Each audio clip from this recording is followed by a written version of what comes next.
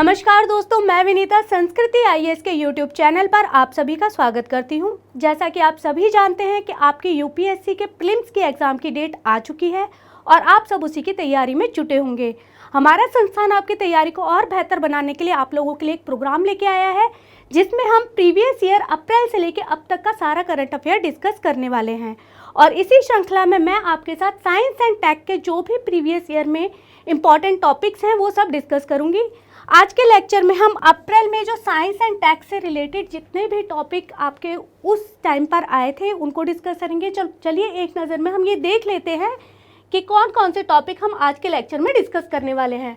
तो LIGO India परियोजना ये हम यहाँ पर डिस्कस करेंगे। Jupiter ice moons explorer mission, दुर्लभ भूतत्व यानी कि rare earth elements, tropospheric emission monitoring of pollution instrument, electromagnetic ion cyclotron तरंगे, deep learning geomagnetic perturbation model, magneto resistant, साथ ही साथ सिग्निट्स वैक्सीन, इन सब टॉपिक्स को हम यहाँ पे डिस्कस करने वाले हैं। तो चलिए विस्तार पूर्वक देखते हैं। इन टॉपिक्स को हम जो है प्रश्न के माध्यम से करेंगे। आपको एक एक प्रश्न के माध्यम से ये टॉपिक बहुत अच्छे से डिटेल में समझाते चले जाएंगे। तो चलिए देखते हैं पहला प्रश्न क्या है। पहला प्रश्न है laser informatory gravitational wave observatory LIGO के संदर्भ में निम्नलिखित कथनों पर विचार कीजिए। तो देखिए ये लीगो है क्या। लीगो जो है अभी चर्चा में इसलिए है क्योंकि केंद्रीय कैबिनेट ने लीगो परियोजना के तहत एक उन्नत गुरुत्वाकर्षण तरंगों के डिटेक्टर के निर्माण को हमारे भारत में मंजूरी दी है और ये जो है 2030 तक बनकर तैयार हो जाएगी। इसका निर्माण कार्य स्टार्ट हो चुका है और ये 2030 तक अपना कार्य कंप्लीट कर लेगी और हो सकता है, उम्मीद है कि ये 2030 में शुरू भी हो जाए, मतलब काम करना अपना स्टार्ट कर दें। ये कहाँ पर स्थापित की जा रही है? तो भारत में महाराष्ट्र के हिंगोली जिले में जो है इसे स्थापित किया जा रहा है। ये अपनी 5वीं तरीके की वेधशाला होगी, मतलब विश्व में ये पूरी 5वीं ऐसी वेधशाला है जहाँ पर हम ग्रेविटेशनल तरंगों का या जिन्हें बोलते हैं ग्रेविटेशनल वेव्स के बारे में अध्ययन करेंगे, उनके बारे में पता लगाएंगे। इससे पहले बात करें तो संयुक्त राज्य अमेरिका में हैंडफोर्ड और लिविंगस्टन नाम की 2 वेधशालाएं हैं, इटली में वर्गो नाम की एक वेधशाला है और जापान में कागरा नाम की एक वेधशाला है। ये 4 वेधशालाएं अभी तक विश्व में है और अब भारत में ये 5वीं अपने तरीके की वेधशाला बनने जा रही है। तो चलिए देखते हैं प्रश्न में क्या कहा है। पहला कथन कहता है लीगो का मुख्य उद्देश्य गुरुत्वाकर्षण तरंगों का अध्ययन करना है। मैंने जैसे कि आपको बताया कि इसमें क्या करेगा कि पता लगाएगा कि गुरुत्वाकर्षण की तरंगें हैं और उन पर अध्ययन करेगा। तो ये जो हमारा ऑप्शन है ये बिल्कुल सही है। दूसरा कथन कहता है कि लीगो इंडिया वेधशाला की स्थापना भारत में लद्दाख में की जा रही है। मैंने अभी अभी आपको बताया कि भारत के लद्दाख में नहीं बल्कि महाराष्ट्र के हिंगोली जिले में की जा रही है। तो ये जो हमारा कथन है यह गलत हो जाएगा। तीसरा कथन कहता है इस वर्ष 2030 तक पूरा करने का लक्ष्य निर्धारित किया गया है, मतलब ये जो वेधशाला है ये 2030 तक बनकर तैयार हो जाएगी। तो ये जो है बिल्कुल सही है। तो अगर हम आंसर देखें तो हमारा हो जाएगा सी। चलिए इसे और विस्तार पूर्वक देखते हैं कि चर्चा में क्यों है। चर्चा में इसलिए है क्योंकि मैंने आपको बताया ही कि केंद्रीय कैबिनेट ने लीगो परियोजना के तहत एक उन्नत गुरुत्वाकर्षण तरंग डिटेक्टर के निर्माण को मंजूरी दी है और मैं आपको बता दूं कि यहाँ पर इस डिटेक्टर के लिए जो भी कंपोनेंट चाहिएंगे वो भी भारत में ही तैयार किए जाएंगे ताकि यहाँ पर जो है एक रोजगार विकसित किया जा सके टेक्निकल फील्ड में। अब देखिए आगे समझते हैं कि ये देखो, ये आपको मैंने पूरा फिगर बताया है कि किस तरीके से लीगो ऑब्जर्वेटरी काम करेगी, यहाँ पर हम आपको डिस्कस करते हैं। बट उससे पहले हमें ये पता होना चाहिए कि गुरुत्वाकर्षण तरंगें होती क्या हैं, ग्रेविटेशनल वेव्स होती क्या हैं। तो देखिए ग्रेविटेशनल वेव्स क्या होती हैं कि ऐसा माना जाता है कि बहुत पहले, अरबों साल पहले 2 ब्लैक होल्स आपस में एक दूसरे का चक्कर लगाते हुए एक दूसरे के आसपास घूमते हुए वो आपस में विलीन हो गए और तब उत्पन्न हुई ये ग्रेविटेशनल वेव्स, गुरुत्वाकर्षण तरंगें। और इसी को जो है 2017 में एक नोबेल पुरस्कार भी मिला है इन वेव्स की खोज के लिए। देखो ये आपको दिखाया हुआ है 2 होल्स हैं, ब्लैक होल्स, ये ऐसे घूम रहे हैं। यहाँ पर ये देखो जालीनुमा जो दिखाया हुआ है ना, ये है हमारा स्पेस टाइम। तो जब ये आपस में विलीन हुए तो स्पेस टाइम में कुछ ना कुछ व्यवधान उत्पन्न हुआ, कुछ चेंजेस आए, कुछ वेव्स बनी, उन्हें कहा गया है ग्रेविटेशनल वेव्स। ये आपको दिख रहा है, ये वेव्स जो है हमारी जनरेट हो रही हैं। अब देखो इससे पहले ही आइंस्टाइन ने वर्ष 2016 में अपने सापेक्षता के सामान्य सिद्धांत, जिसे हम जनरल थ्योरी ऑफ रिलेटिविटी के नाम से जानते हैं, उसमें आइंस्टीन ने क्या कहा, अंतरिक्ष में मौजूद जो भी पिंड हैं, अगर उनका कोई द्रव्यमान है तो वो क्या करेंगे, स्पेस टाइम में जो है एक व्यवधान, डिस्ट्रैक्शन उत्पन्न करेंगे, जो किसी भी फॉर्म में हो सकता है, विस्तार हो सकता है या उसका संकुचन हो सकता है। अब देखो, जितना बड़ा द्रव्यमान होगा वो उतना ही ज़्यादा डिस्ट्रैक्शन उत्पन्न करेगा। जैसे अगर हम बात करें सन की और अर्थ की, तो अर्थ के रिस्पेक्ट में सन का द्रव्यमान ज़्यादा है, तो जो सन है वो ज़्यादा व्यवधान उत्पन्न करेगा, ज़्यादा ही विस्तार या संकुचन करेगा। अगर बात करें सन और ब्लैक होल में, तो ब्लैक होल का द्रव्यमान और ज़्यादा होता है, तो वो क्या करेगा, और ज़्यादा अंतरिक्ष में व्यवधान उत्पन्न करेगा। तो यहाँ पर दो ब्लैक होल्स की वजह से जो है यहाँ पर व्यवधान उत्पन्न हो रहा है, उसे ही नाम दिया गया है हमने ग्रेविटेशनल वेव्स। अब देखिए, ग्रेविटेशनल वेव्स आपने समझ लिया कि क्या होती हैं, कैसे ये उत्पन्न हुई। अब हम आपको बता दें, जो लीगो ऑब्जर्वेटरी बन रही है वो कैसे वर्क करेगी। ये जो आप डायग्राम देख रहे हैं, इसके माध्यम से हम आपको समझाने का प्रयास करते हैं कि लीगो ऑब्जर्वेटरी किस तरीके से काम करेगी।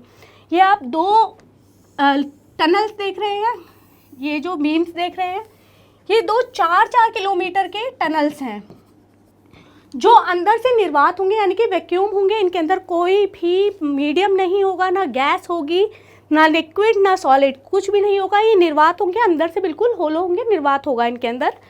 और इनके एंड पर, यानी कि यहाँ पर दोनों साइड एक मिरर लगा होगा। मिरर किस लिए, कि जो हम लाइट वेव यहाँ से डालेंगे वो रिफ्लेक्ट होकर वापस आए। अब देखो, यहाँ देख रहे हैं, यहाँ से हमने एक लेज़र बीम दिया, यानी कि लाइट वेव्स दिया। यहाँ पर लगा है हमारा बीम स्प्लिटर।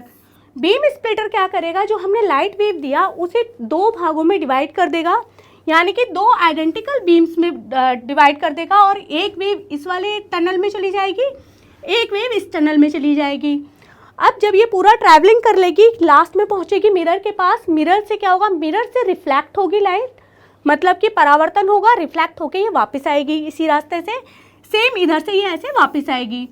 जब ये यहाँ वापस आएगी तो होगा क्या, यहाँ पर जो बीम स्प्लिटर है वो क्या करेगा, जब लाइट वापस आएगी तो ये दोनों वेव्स अगर सेम टाइम में वापस आ रही हैं तो होगा क्या, ये इस तरीके से वेव्स आई, एक दूसरी इस तरीके से आई, तो ये दोनों एक दूसरे को कैंसिल आउट कर जाएंगी। मतलब हमें रिजल्टेंट में कुछ नहीं मिलेगा, ज़ीरो रिजल्टेंट हमें मिलेगा। अब अगर यहाँ पर ऐसा होता है, ग्रेविटेशनल वेव्स होती हैं, तो उससे होगा क्या कि कोई भी एक टनल थोड़ा सा बड़ा हो जाएगा, दूसरा मान लिया कि छोटा हो गया, इतना हो गया, तो अब क्या होगा, ये मिरर यहाँ पर है, इसका मिरर यहाँ पर है, तो जो लाइट वेव वापस आएंगी तो एक लाइट वेव थोड़ी पहले आएगी, एक थोड़ी बाद में आएगी, क्योंकि ये ज़्यादा डिस्टेंस ट्रैवल कर रही है तो ये बाद में आएगी, ये थोड़ी पहले आ जाएगी। तो अब जो वेव्स मिलेंगी वो हमें वो कुछ ऐसी होगी। मान लो पहली वेव ऐसे है, तो दूसरी वेव जो रिटर्न आ रही है वो थोड़ी इस तरीके से होगी। तो ये क्या हुआ, यहाँ पर जो ये डिफरेंस बन रहा है ना, ये हुआ हमारा फेज डिफरेंस। अब इस फेज डिफरेंस की वजह से क्या होगा, हमें एक छोटी सी वेव यहाँ पर फाइनल जब हमारा रिजल्ट होगा वहाँ पे हमें एक छोटी सी वेव मिलेगी। अब वो जो वेव है उससे हमें ये पता चल रहा है कि जो हमारा अंतरिक्ष है वहाँ पर ग्रेविटेशनल वेव्स हैं, ग्रेविटेशनल वेव्स उपस्थित हैं। अब यहाँ पर हमने 4 ऑब्जर्वेटरी जो बनाई हैं वो क्यों बनाई हैं, 4 से 5 ऑब्जर्वेटरी जो बनी है वो क्यों बनी है, वो इसलिए बनी है क्योंकि जो हमारी ऑब्जर्वेटरी ये बनी होती हैं लीगो की, ये बहुत ही संवेदनशील होती हैं। अगर कहीं पे भूकंप आता है या भूस्खलन की घटना होती है, इवन अगर कोई हैवी व्हीकल यानी कि हैवी ट्रक साइड से जाता है तो क्या होता है, उसकी वजह से ये जो लीगो की जो रिज़ल्ट आ रहा है उस पर इफ़ेक्ट पड़ता है, क्योंकि ये बहुत ज़्यादा संवेदनशील होती हैं, वो इसके रिज़ल्ट को कहीं ना कहीं इफ़ेक्ट करता है।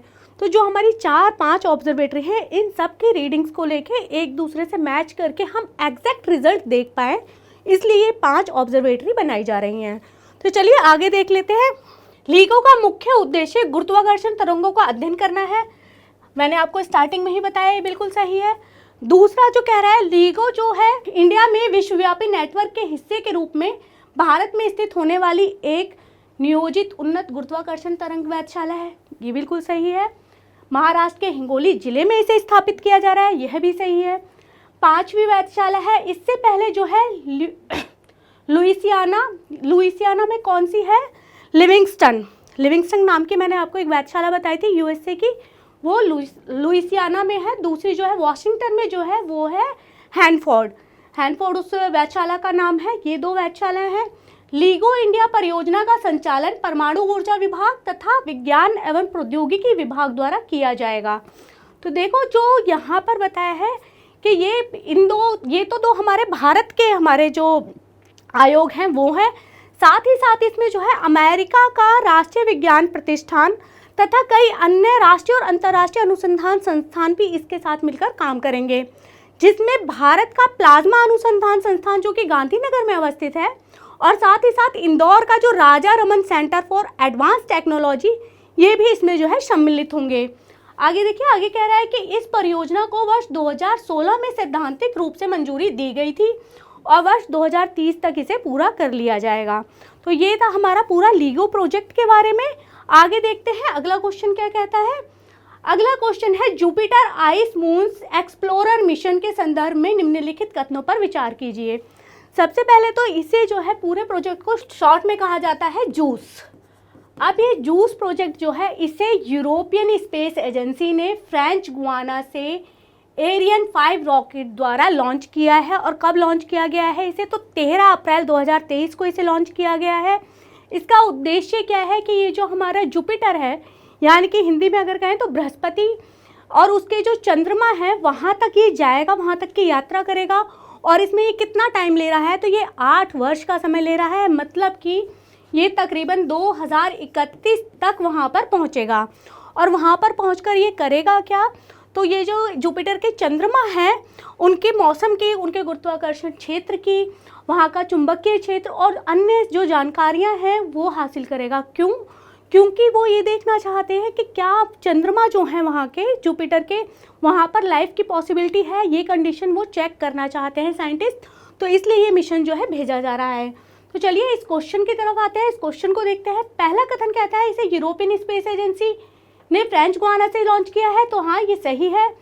दूसरा कथन कह रहा है यह मंगल और उसके चंद्रमाओं की यात्रा करेगा, तो हमने अभी आपको बताया कि मंगल नहीं बृहस्पति यानी कि जुपिटर के चंद्रमाओं तक यात्रा करेगा। और ये करेगा क्या, यह इन चंद्रमाओं के मौसम, चुंबकीय क्षेत्र और गुरुत्वाकर्षण और अन्य तत्वों का विश्लेषण करेगा। तो यह ऑप्शन जो कथन जो है हमारा सही हो जाएगा। तो यहाँ नीचे कौन सा ऑप्शन सही हो जाएगा, सी, 1 और 3 ये दोनों सही हैं। अब देखिए इसकी विस्तार पूर्वक अगर हम चर्चा करते हैं तो विस्तार पूर्वक देखें तो जूस मिशन अभी चर्चा में क्यों है, क्योंकि इसे यूरोप की एजेंसी ने अभी लॉन्च करा है। जैसे कि मैंने आपको बताया, ये जुपिटर और उसके चंद्रमाओं के जो है विश्लेषण करेगा, वहाँ तक की यात्रा करेगा। साथ ही साथ इसमें जो है 8 साल का समय लगेगा। लेकिन इससे रिलेटेड अभी एक आपको जानकारी दे दें तो नासा के एक यूरोपा क्लिपर जाएगा, जो कि अभी अक्टूबर 2024 में लॉन्च किया जाएगा। और ये इससे पहले वहाँ पर पहुँच जाएगा, 2030 में ये वहाँ पर पहुँच जाएगा। अब देखिए मैं इस फिगर के माध्यम से आपको बताने का प्रयास करते हैं। देखो यहाँ पर आप पूरा सोलर सिस्टम का अपना एक फिगर देख रहे हैं। यहाँ देखो छोटे छोटे 4 ग्रह आप देख रहे हैं, इन्हें कहा जाता है इनर प्लैनेट्स या इन्हें कहा जाता है टेरेस्ट्रियल प्लैनेट, जहाँ पे स्थल है जो कि बना हुआ है रॉक और मेटल्स का। बाहर जो आप देख रहे हैं बड़े बड़े ग्रह 4, ये चारों जो है कहा जाता है इन्हें आउटर प्लैनेट्स या फिर कहा जाता है गैस जॉइंट्स। ये जो ग्रह हैं ये गैस के बने हुए हैं, जहाँ पर जीवन की संभावना नहीं है। अब देखो पहले यहाँ पर एक प्लैनेट होता था प्लूटो, वर्ष 2006 के बाद उसे जो है प्लैनेट की श्रेणी से अलग कर दिया गया है, उसे बौना ग्रह अब बना दिया गया है, वो अब प्लैनेट्स में शामिल नहीं है। तो ये चीज़ आपको समझ में आई। यहाँ पर जो हम भेज रहे हैं अपना मिशन, वो यहाँ जुपिटर के आसपास जो इसके चंद्रमा है, जो इसका उपग्रह है, जो इसकी परिक्रमा करता है, उनके अध्ययन करेगा। अब इसके जो है 95 चंद्रमा है, अभी 95 चंद्रमाओं के तो विश्लेषण करेगा नहीं, ये सिर्फ इसके जो मेन चंद्रमा है, यानी कि 3 चंद्रमा जिनमें है ग्रेनिमेड, कैलेस्ट्रो और यूरोपा, इन 3 चंद्रमाओं की ये पूरी जानकारी आपको देगा कि यहाँ पर जो आईसी सरफेस है उसके नीचे कभी ओशन जैसी कोई संरचना थी, या वहाँ पे हो सकता है कि लाइफ की पॉसिबिलिटी हो, माइक्रोब जैसी लाइफ भी हो, या वहाँ पे कोरल और जो हमारे अंडर सी जो लाइफ होती है वो वहाँ पर प्रेजेंट हो। पर जो ये हमारा मिशन गया है ये हमें सिर्फ ये बताएगा कि वहाँ पर इस तरीके की कंडीशंस हैं या नहीं, वो लाइफ डिटेक्ट करके हमें नहीं बताएगा। अब जो यहाँ पर जुपिटर पे इससे पहले भी कुछ मिशंस भेजे गए हैं, उनके बारे में आपको बता दें तो नासा ने 1995 में एक मिशन भेजा था गैलीलियो, जो कि तकरीबन 2003 तक ये वहाँ पर जुपिटर के आसपास चक्कर लगा रहा था। उसके बाद भेजा गया नासा का जूनो, जिसे 2016 में लॉन्च किया गया, और ये जूनो जो है अभी तक जुपिटर के चक्कर लगा रहा है। ये जो है जुपिटर की स्टडी कर रहा है। जूस जो है पहला ऐसा मिशन है जो जुपिटर के चंद्रमा का अवलोकन करेगा, उसके बारे में आपको पूरी इन्फॉर्मेशन देगा। अब ये भी आपको बता दें, ये कोई लैंडर नहीं है, यहाँ से कोई भी चीज़ किसी चंद्रमा पर लैंड नहीं होगी। ये एक ऑब्जर्वेटर है, मतलब कि ये ऑर्बिटर में घूमता रहेगा और वहीं से सारी तस्वीरें और सारी इन्फॉर्मेशन कलेक्ट करेगा। अब यहाँ पर ये चीज़ आपको समझ में आई। इससे रिलेटेड एक इन्फॉर्मेशन मैं आपको और देना चाहूँगी कि अभी 2021 में नासा ने एक मिशन भेजा जिसे कहते हैं लूसी मिशन जो था वो यहाँ मार्स और जुपिटर के बीच में यहाँ पर जो है हमारी एक पट्टी है जिसे हम कहते हैं शुद्ध ग्रहों की पट्टी। तो वहाँ पर उन शुद्ध ग्रहों में जो जुपिटर के आसपास 9 ऐसे शुद्ध ग्रह हैं जो इंपॉर्टेंट माने जाते हैं, जिन्हें ट्रोजन भी कहा जाता है। इनके बारे में पूरी नॉलेज देने के लिए, पूरी इंफॉर्मेशन देने के लिए इस लूसी मिशन को भेजा गया। और अप्रैल में ही इस लूसी मिशन ने 4 ट्रोजन की जो है इमेजेस कैप्चर करके, छवियां कैप्चर करके नासा को भेजी हैं। और ये जो मिशन है यानी कि लूसी जो मिशन है ये 12 साल तक एक्टिवेट रहेगा, 12 साल तक ये यहाँ पर काम करता रहेगा। तो चलिए आगे देखते हैं, आगे बढ़ते हैं।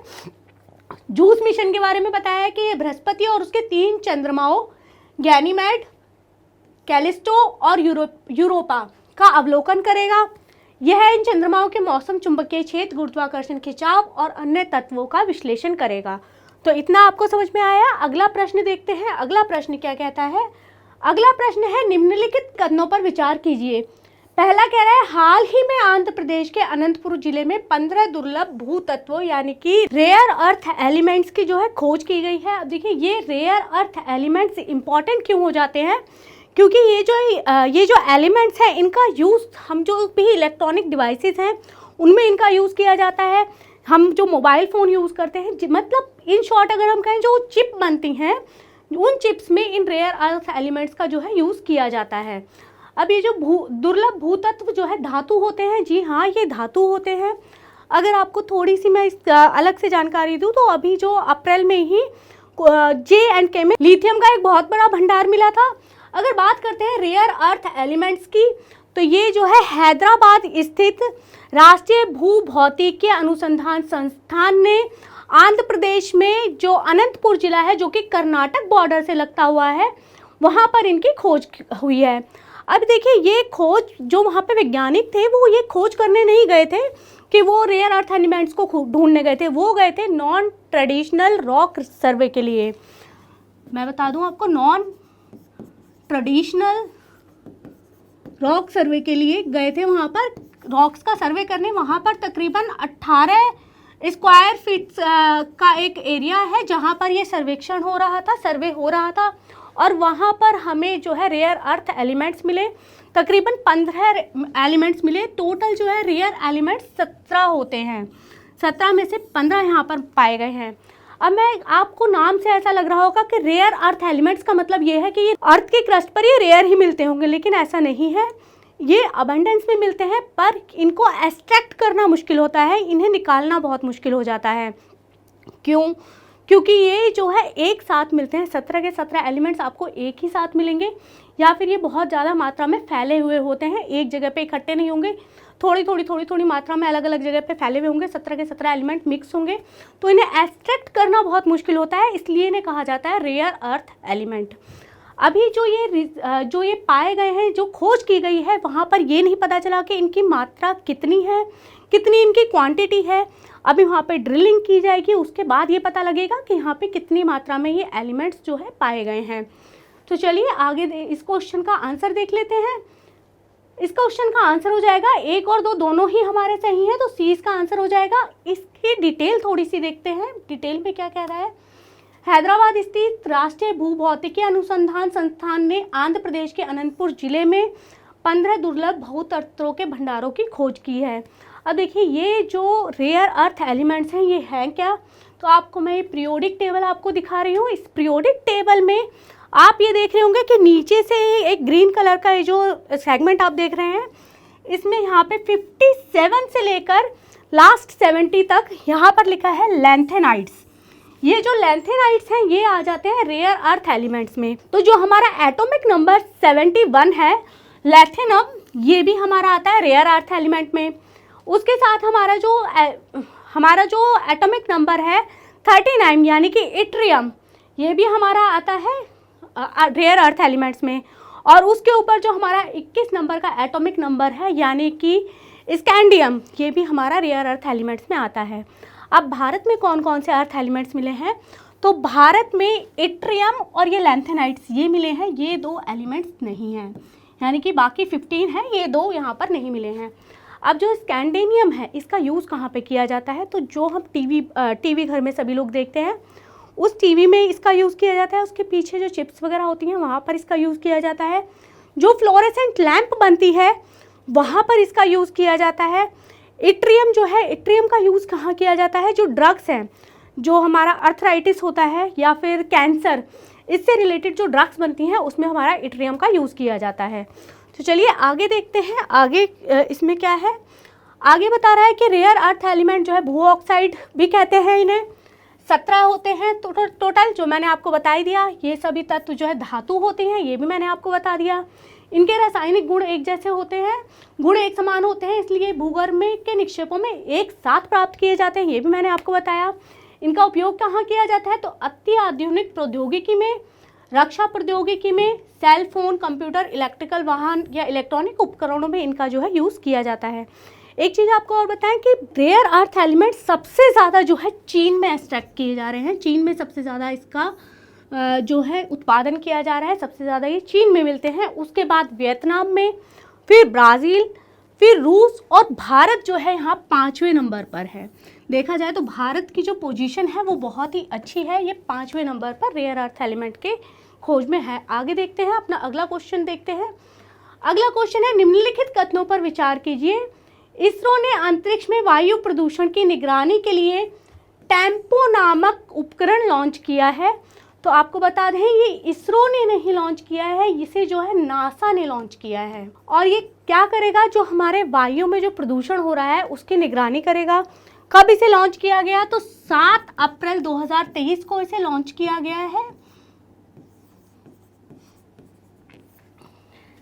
अब देखो इसका दूसरा कथन क्या कह रहा है। दूसरा कथन कह रहा है यह वैज्ञानिकों को दिन के समय हर घंटे संपूर्ण भारत में वायु प्रदूषकों और उनके उत्सर्जन स्रोतों तथा वायु गुणवत्ता की निगरानी करने में सक्षम बनाएगा।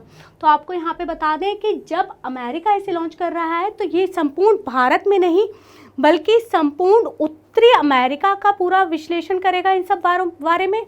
और इसे कहाँ पर स्थापित किया गया है इस टेम्पो को, तो भूमध्य रेखा के ऊपर तकरीबन 35,786 किलोमीटर ऊपर जो है इसे हमारी जो जिसे हम बोलते हैं भू स्थिर कक्षा या जियो स्टेशनरी ऑर्बिट, वहाँ पर इसे जो है स्थापित किया गया है। ये जो है प्रदूषक कौन कौन से प्रदूषकों के बारे में हमें बताएगा, नाइट्रोजन डाइऑक्साइड, ओजोन, और साथ ही साथ अगर हम बात करें तो फॉर्मल्डिहाइड के बारे में बताएगा।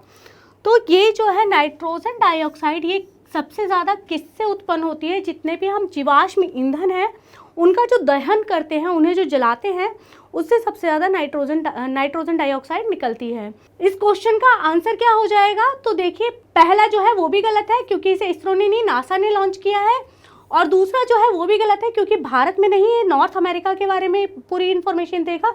तो इसका आंसर होगा ना तो 1 और ना ही 2। आइए इसे विस्तार पूर्वक देखते हैं। ये चर्चा में क्यों है, क्योंकि नासा ने अंतरिक्ष में वायु प्रदूषण की निगरानी के लिए टेम्पो नामक उपकरण लॉन्च किया है।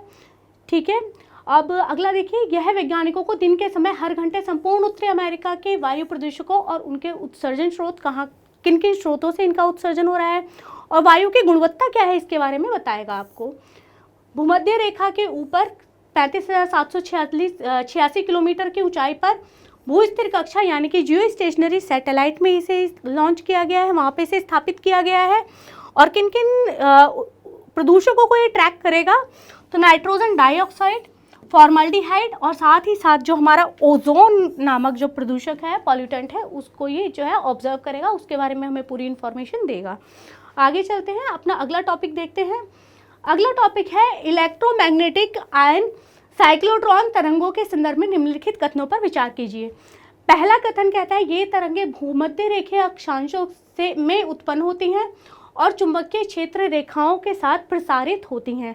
तो सबसे पहले हम ये जान लेते हैं कि EMIC होती क्या है, ये तरंगे होती क्या हैं। ये तरंगे जो है पृथ्वी के मैग्नेटोस्फीयर में देखे गए विद्युत चुंबकीय उत्सर्जन होती हैं। ये जो है भारत के जो अंटार्कटिका में स्टेशन है, मैत्री स्टेशन, वहाँ पर इन तरंगों की पहचान की गई है और ऐसा कहा जा रहा है कि ये तरंगे जो है भूमध्य रेखीय अक्षांशों से उत्पन्न होती हैं और चुंबकीय क्षेत्र रेखाओं के साथ जो है आयन मंडल तक ये प्रसारित होती हैं, इतना ज़्यादा दूर तक ये जाती हैं।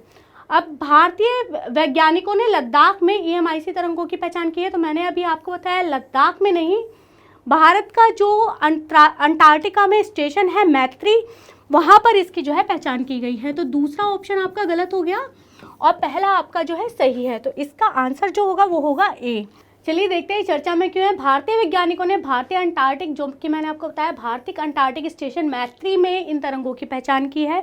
वैज्ञानिकों ने EMIC तरंगों की विशेषताओं का भी अध्ययन किया, इनके बारे में जाना अच्छे से कि ये है क्या इनसे क्या क्या नुकसान हो सकते हैं, वो सब जाना। आगे देखिए, यह अध्ययन निम्न कक्षाओं में, मैंने जैसे आपको बताया था कि जो हमारी अर्थ होती है, अर्थ में ऊपर की साइड जब हम जाते हैं तो ऑर्बिट्स होती हैं। सबसे पहली जो ऑर्बिट होती है जहाँ पर हम अपने स्पेस स्टेशन को लॉन्च करते हैं, तो वो होती है हमारी लियो जो होती है निम्न कक्षा होती है। निम्न कक्षा में जो उपग्रह होते हैं, उपग्रहों पर जो विकिरण पट्टी में मौजूद ऊर्जावान कण होते हैं, ठीक है, उनके प्रभाव को समझने में ये मदद करती हैं। अब यहाँ पे देखिए ऊर्जावान कण कौन से होते हैं, जितने भी हमारे इलेक्ट्रॉन होते हैं, इलेक्ट्रॉन, प्रोटॉन या न्यूट्रॉन, इन सभी को कहा जाता है ऊर्जावान कण। मतलब कि ये जो है अपने साथ कुछ ना कुछ एनर्जी लेके आते हैं। चलिए आगे देखते हैं, आगे क्या कह रहा है। आगे आपको बता रहा है EMIC तरंगे हैं क्या। ये तरंगे पृथ्वी के आंतरिक चुंबकीय मंडल में दर्ज किए गए विद्युत चुंबकीय उत्सर्जन है, जैसा कि मैंने आपको स्टार्टिंग में ही बताया। अब देखिए यहाँ पर चुंबक मंडल का मतलब क्या है, पृथ्वी का चुंबक मंडल। देखो जो भी अंतरिक्ष में जितने भी पिंड हैं उनका अपना ग्रेविटेशनल पुल है। अब सूर्य है और पृथ्वी है तो दोनों का अलग अलग ग्रेविटेशनल पुल होगा, पर जहाँ पर सिर्फ पृथ्वी का, जितने एरिया में सिर्फ पृथ्वी का ग्रेविटेशनल पुल ज़्यादा इफेक्टिव हो एज कंपैरिजन टू अदर, उसे कहा जाता है आंतरिक चुंबक मंडल। तो ये चीज़ आपको समझ में आई। आगे देखते हैं, ये तरंगे भूमध्य रेखा अक्षांश से उत्पन्न होकर चुंबकीय क्षेत्र रेखाओं के साथ आयन मंडल तक प्रसारित होती हैं। इन तरंगों को अंतरिक्ष के साथ साथ जमीन पर स्थित मैग्नेटोमीटर में भी दर्ज किया जा सकता है। ये चीज़ें आपको समझ में आई। आप देखिए ये जो तरंगे हैं इनके बारे में हमने जान लिया, परंतु इससे होता क्या है, इससे क्या नुकसान है वो बताते हैं आपको कि ये जो तरंगे हैं, ये जो वेव्स हैं, ये करती क्या हैं। जो हमारे किलर इलेक्ट्रॉन्स होते हैं उसकी जो बौछार होती है उसमें महत्वपूर्ण भूमिका निभाती हैं, ठीक है।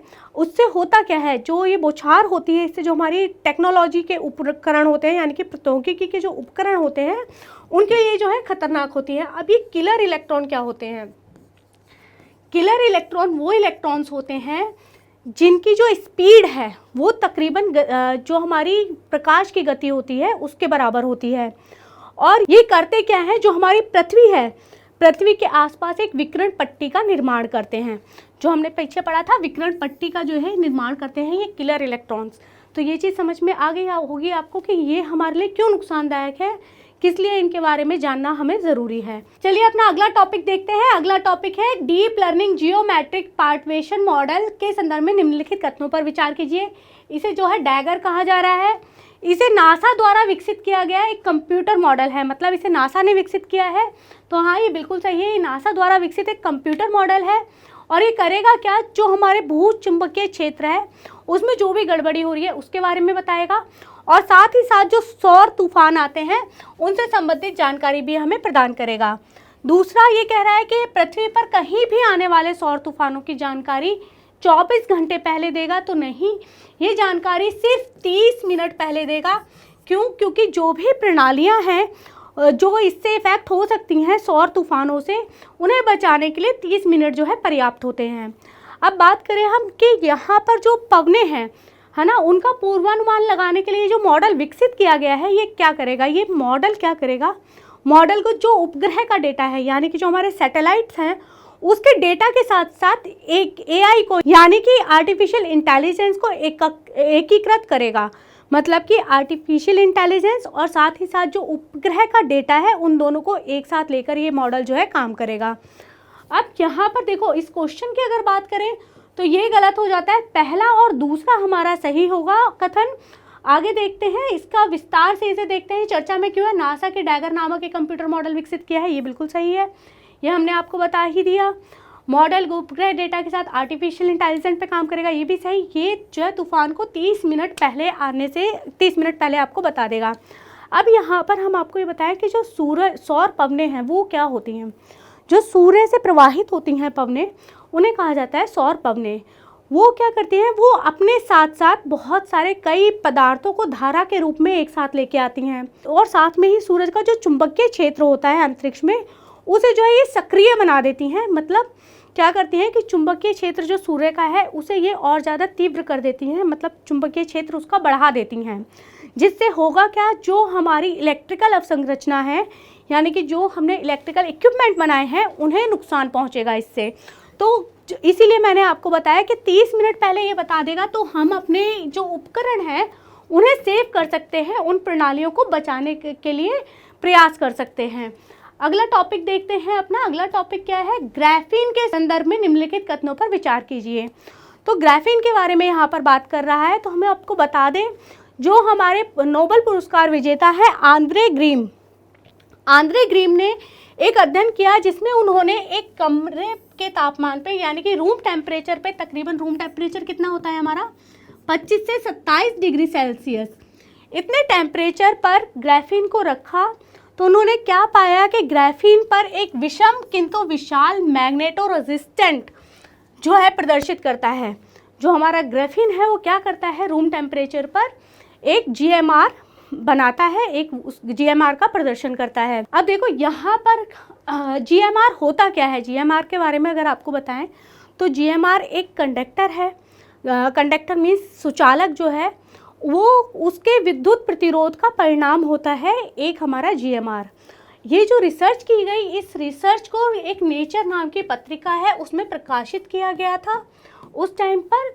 अब देखो, जो हमने आपको बताया कि कंडक्टर की जो विद्युत प्रतिरोध का परिणाम होता है, ये कैसे होता है? मान लीजिए ये हमारा एक कंडक्टर है, सुचालक, कंडक्टर या सुचालक जिसे हम बोलते हैं। तो वो क्या करेगा? इसके पास अगर हम मैग्नेटिक फील्ड डेवलप करें, तो मैग्नेटिक फील्ड अगर एक ही डायरेक्शन में है, तो क्या होगा? यहाँ पे जो प्रतिरोध बनेगा, जो हमारा विद्युत प्रतिरोध बनेगा, वो जो है कम होगा। लेकिन अगर ये डिफरेंट डायरेक्शन में है, मतलब एक इस डायरेक्शन में है, दूसरा जो है अपोजिट डायरेक्शन में है, तो जो यहाँ पे विद्युत प्रतिरोध बनेगा, यानी कि GMR बनेगा, वो ज़्यादा बनेगा। अब ये होता कैसे है? आपको एक छोटा सा एग्जांपल देके अगर मैं समझाने का प्रयास करती हूँ कि ट्रेन है, आप ट्रेन के गेट पे खड़े हैं, ट्रेन चल रही है, पीछे से कोई दूसरी ट्रेन आई, वो उसी के पैरेलल, मतलब सेम डायरेक्शन में जा रही है, तो आप पे जो फोर्स आपको लगेगा वो बहुत कम लगेगा। लेकिन अगर वही ट्रेन अपोजिट डायरेक्शन में जाए, तो आपको जो झटका लगेगा, आपके ऊपर जो फोर्स लगेगा, वो बहुत ज़्यादा लगेगा। तो सेम चीज़ यहाँ पर है। अब देखो, यहाँ पे ग्राफीन के बारे में आपको दूसरा बता रहा है कि ग्राफीन जो है कार्बन परमाणुओं की एकल परत होती है। यह बिल्कुल सही है, क्योंकि ग्राफीन होता क्या है? कार्बन का एक अपरूप होता है, जैसे कि हमारे डायमंड और ग्रेफाइट होते हैं, सेम तरीके से ग्राफीन होता है। आगे इसे जो है ग्रेफाइट से प्राप्त किया जाता है, यह भी सही है। तो यहाँ पर जो हमारा आंसर हो जाएगा वो क्या हो जाएगा? इसका D इसका आंसर हो जाएगा। चलिए अब इसको विस्तार पूर्वक देख लेते हैं।